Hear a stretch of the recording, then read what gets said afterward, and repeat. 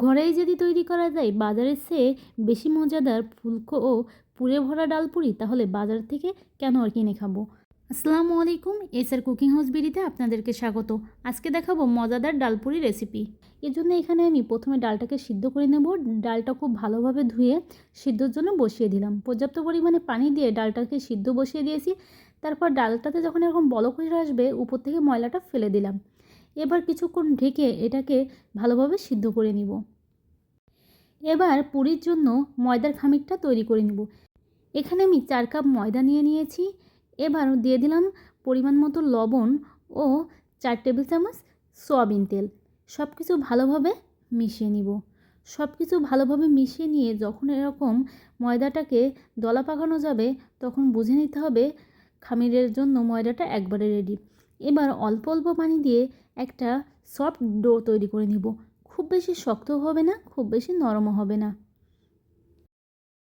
খামিরটাকে একটু সময় নিয়ে ভালোভাবে মথে নিয়ে এটাকে ঢেকে কিছুক্ষণ রেস্টে রেখে দিব। ময়দাটাকে আধা ঘন্টা রেস্টে রেখে আমি চলে আসলাম ডালের কাছে। এখানে আমার ডালটা মোটামুটি সিদ্ধ হয়ে গেছে। এবার দিয়ে দিলাম স্বাদ অনুযায়ী লবণ এবং কিছুটা হলুদ। হলুদের কারণে ডালের কালারটা সুন্দর আসবে। এবার আরও কিছুক্ষণ ঢেকে পানিটাকে শুকিয়ে নিব। ডালের পানি এরকম শুকিয়ে আসলে এটাকে চুলা থেকে নামিয়ে নিব। চুলায় আরও একটি প্যান বসিয়ে দিয়ে দিলাম সামান্য পরিমাণে তেল। দিয়ে দিলাম একটা পেঁয়াজ কুচি ও কয়েক কা রসুন কুচি ও 2টা কাঁচামরিচ কুচি। সব কিছু নাড়াচাড়া করে গোল্ডেন করে ভেজে নিব। দিয়ে দিলাম সামান্য পরিমাণে জিরা। এবার সব কিছু যখন এরকম সুন্দর ব্রাউন কালার হয়ে আসবে, তখন এর ভিতর ডালটা দিয়ে দিব। ডালটাকে পেঁয়াজ রসুন ভাজির সাথে খুব ভালোভাবে মিশিয়ে নিলাম। সামান্য পরিমাণে লবণ দিয়ে দিলাম। ডালটা যখন প্যানের গা থেকে ছেড়ে আসবে, এ পর্যায়ে এটাকে নামিয়ে নিতে হবে। ঠান্ডা হলে এটা আরও কিছুটা শক্ত হয়ে যাবে। এবার ময়দার সেই ডোটাকে এবার কিছুক্ষণ মথে নিব। একটা প্লেটের উপর নিয়ে এটা খুব ভালোভাবে মথে নিচ্ছি। তারপর একটা ছুরির সাহায্যে এটা 2 ভাগ করে নিলাম, যাতে ভালোভাবে মেখে নেওয়া যায়। এবার এটাকে ভালোভাবে মেখে নিয়ে ছোট ছোট টুকরো করে লেচি কেটে নিব। আপনি লুচি যে সাইজটা তৈরি করতে চান সেই হিসাবেই লেচিগুলো কেটে নেবেন। প্রথমে এগুলোকে গোল গোল বল তৈরি করে নিব। ময়দার খামির থেকে অর্ধেকটা খামির নিয়ে আমি প্রথমে লুচিগুলো তৈরি করে নিব।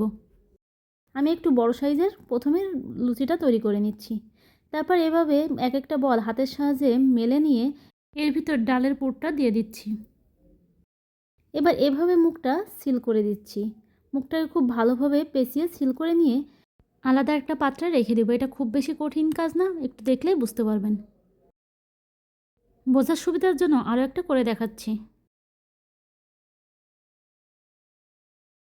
একইভাবে এভাবে হাতের সাহায্যে একটা লেচি তৈরি করে এর ভিতর ডালের পুরটা দিয়ে ভালোভাবে মুখটা সিল করে দিতে হবে। মুখটা অবশ্যই ভালোভাবে সিল করতে হবে, না হলে খুলে যেতে পারে ভাজির সময়।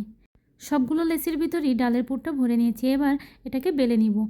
এটাকে অবশ্যই তেল দিয়ে বেলে নিতে হবে, এখানে ময়দা ব্যবহার করা যাবে না। পুর ভরার পরে যে পিঠটা আমি সিল করছিলাম সেটা নিচে রেখে এভাবে ঘুরে ঘুরিয়ে আলতো হাতে পুরিগুলো বেলে নিতে হবে। আরও একটা পুরি বেলে দেখাচ্ছি।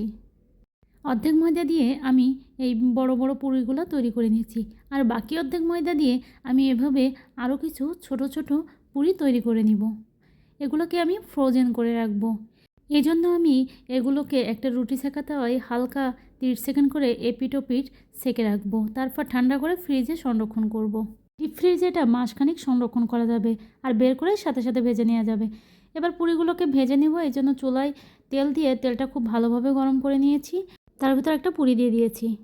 তারপর যখন এরকম হালকা ফুলে উঠবে, তখন এটাকে হালকা চেপে নিলেই এভাবে সম্পূর্ণভাবে তেলের উপর ফুলে উঠবে।